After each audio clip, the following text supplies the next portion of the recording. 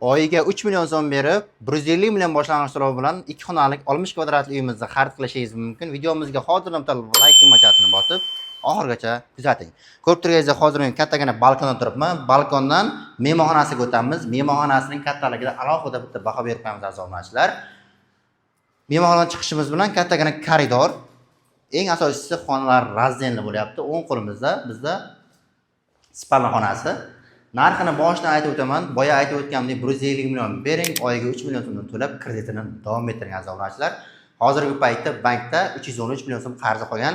Spalna xonadan chiqishimiz bilan to'g'ri keladigan bo'lsak, bizda dushovoy bilan hojatxonasi birgalikda to'liq kafillangan ko'rib turganingizdek. Bu yoqda esa oshxonasi, xolodilniklari bor. Eng muhimi aziz obunachilar, gaz bor yangi domlarda. Afrusiy xonasining oldidagi domlardan bo'lyapti.